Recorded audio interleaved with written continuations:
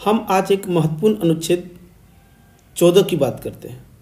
अनुच्छेद 14 मतलब कि राज्य किसी व्यक्ति को विधि के समय समता से या विधियों के समान संरक्षण से वंचित नहीं करेगा।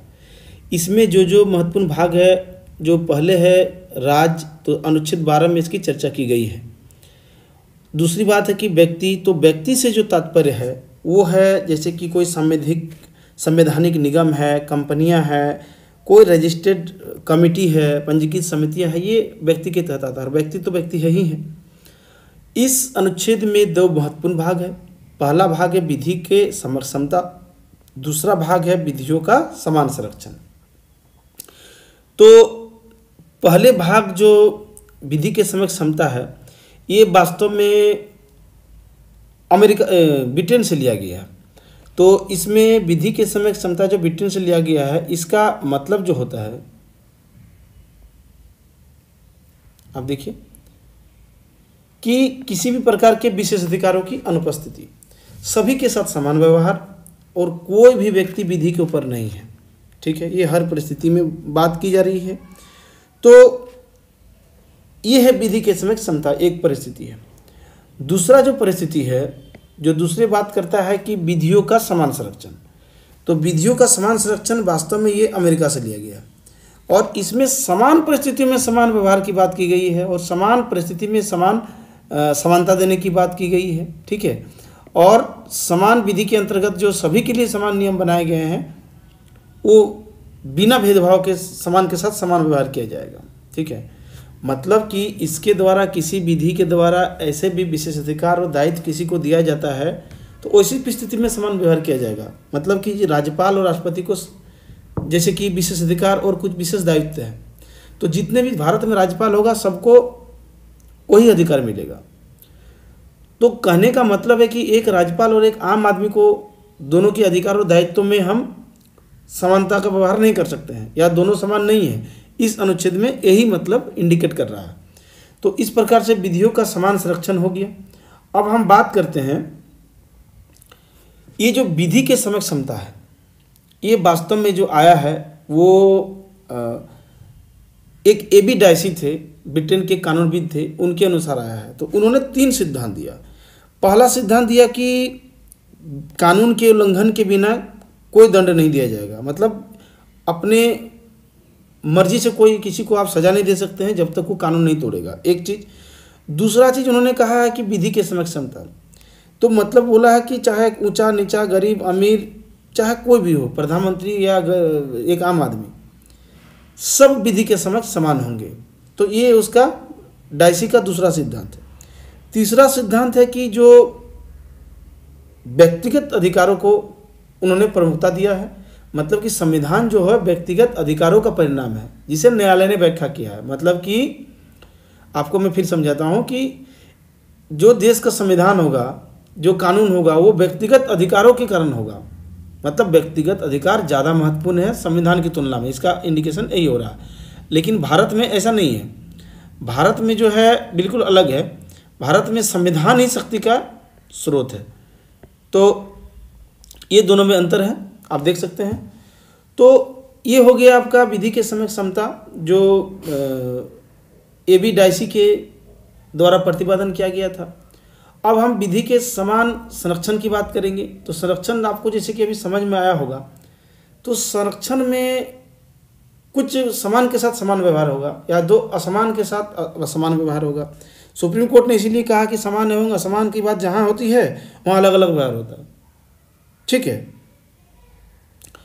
तो वहाँ जो अनुच्छेद 14 है वो लागू नहीं होता है। मेरे कहने का मतलब है कि आपको उदाहरण देता हूँ कि यदि विधियों का समान संरक्षण का मत से ही जो आर्टिकल 14 के जो अपवाद होते हैं, मतलब किसी को विशेषाधिकार जो मिलता है, उसके तहत हम देखते हैं कि दूसरे भाग से क्या क्या चीज़ हमें समझ सकते हैं। तो जैसे कि समता के अपवाद है, यानी आर्टिकल 14 ओवरऑल हम देखते हैं उसके क्या अपवाद है, जो खास करके अनुच्छेद 14 के दूसरे भाग के अनुसार से ये चीज़ उपज रहा है। तो इसमें कुछ चीज़ें जानना जरूरी है। जैसे कि राष्ट्रपति और राज्यपाल को संदर्भ में कुछ विशेष अधिकार दिया गया है, उसको कुछ विशेष दायित्व दिया गया है। उसी प्रकार सांसद और विधायक के संदर्भ में दिया गया है। ठीक है, और इसी प्रकार से हम देखेंगे कि जो विदेशी संप्रभु शासक है या संयुक्त राष्ट्र संघ, उसके एजेंसियों को कैसे दिया गया वो देखेंगे। मतलब कि राष्ट्रपति और राज्यपाल के संदर्भ में क्या है कि ये जो राष्ट्रपति और राज्यपाल होते हैं अपने कार्यवाधि में, जब वो अपना पोस्टेड होते हैं, अपना कार्यकाल जिनका होता है, तो वो अपने कार्यकाल के समय जो निर्णय लेंगे, ठीक है, अपने जो कार्य होंगे उसके और उस पर जो निर्णय लेंगे उसके प्रति न्यायालय में किसी प्रकार के उनकी जवाबदेही नहीं होगी। अपने कार्यकाल के दौरान उनके खिलाफ कोई भी दंडात्मक कार्रवाई न्यायालय में शुरू नहीं हो सकती है। उसी प्रकार उनकी गिरफ्तारी या कारावास की कार्रवाई नहीं हो सकती है। यदि वो कुछ व्यक्तिगत कुछ कार्य करते हैं और कुछ ऐसा गलत होता है तो उसके खिलाफ कोई भी मुकदमा नहीं चलाया जा सकता, सिविल मैटर, दीवानी मुकदमा। लेकिन यदि चलाना भी हो तो कम से कम सूचना 2 माह पहले देना होगा, ये बात। उसी प्रकार सांसद और विधायक की हम बात करते हैं तो संसद में या संसद के किसी समिति में कोई सांसद या उसी प्रकार कोई विधायक विधानसभा में या विधानसभा के समिति के सामने उनके द्वारा किसी प्रकार की कोई बात कही जाती है या उनका कोई विचार या कोई मत होता है तो उस बारे में न्यायालय में कोई कार्रवाई नहीं हो सकती है, न्यायालय में कोई चर्चा नहीं होगी, ठीक है। तो इसी प्रकार से जो विदेशी संप्रभु शासक भारत में आते हैं या उसके कुछ जो ऑफिशियल होते हैं, जैसे राजदूत होता है या कूटनीतिक व्यक्ति होता है, सभी के लिए दीवानी और फौजदारी मुकदमे से हम मुक्त रखते हैं, उनके खिलाफ ये चीज़ लागू नहीं होता है। उसी प्रकार से संयुक्त राष्ट्र संघ हो गया और उसकी एजेंसियां जैसे यूनेस्को हो गया, वाइपो हो गया, ठीक है, और जो संयुक्त राष्ट्र की एजेंसी है, ठीक है, तो उनके जो लोग होंगे उनको भी जो है ना कूटनीतिक मुक्ति प्राप्त है। तो ये आपका हो गया इसमें अपवाद, ठीक है। और इस प्रकार से हम अब यदि देखेंगे कि अनुच्छेद जो 14 है, अनुच्छेद 14 में हमने अब तक जो देखा कि अनुच्छेद 14 एक तो विधि के समक्ष समता को और विधि का समान संरक्षण 2 भाग में बटा हुआ। समता से विधि का शासन जो हम एबी डाइसी ने जो प्रतिपादन किया उससे लिया गया है ब्रिटेन से, और विधियों का समान संरक्षण अमेरिका से लिया गया है। और इसी से आर्टिकल 14 का अपवाद आता है जिसमें हमने राष्ट्रपति, राज्यपाल और फिर हमने संसद विधानसभा के सदस्य के बारे में देखे, विदेशी प्रतिनिधियों के बारे में देखे, संयुक्त राष्ट्र संघ के प्रतिनिधियों के बारे में देखा। तो ये अनुच्छेद 14 है। अब अनुच्छेद 14 में एक प्रश्न आया हुआ है यूपीएससी में, आइए देखते हैं जो प्रश्न है। तो प्रश्न देख सकते हैं कि ऊपर में कि विधि जो प्रश्न है विधि के शासन से आप क्या समझते हैं। तो ये तो ऑलरेडी मैंने डिस्कस कर लिया अभी जितना किया, लेकिन एबी डाइसी ने जैसे जैसे किया था उसको लिखना है। ये उसके से क्या समझते हैं ये पार्ट हो गया। लेकिन दूसरा पार्ट पूछा है कि भारत का संविधान किस प्रकार इसकी स्थापना सुनिश्चित करता है, यानी जो आर्टिकल 14 जो है विधि का शासन जो है जो एबी डाइसी ने प्रतिपादन किया था,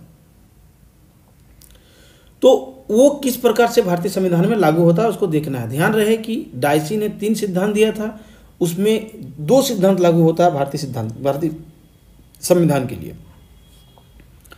पहला जो है कानून की सर्वोच्चता, ठीक है, और दूसरा विधि के समक्ष समता और व्यक्तिगत अधिकारों की जो प्रमुखता है वो भारतीय परिप्रेक्ष्य में लागू नहीं होता है।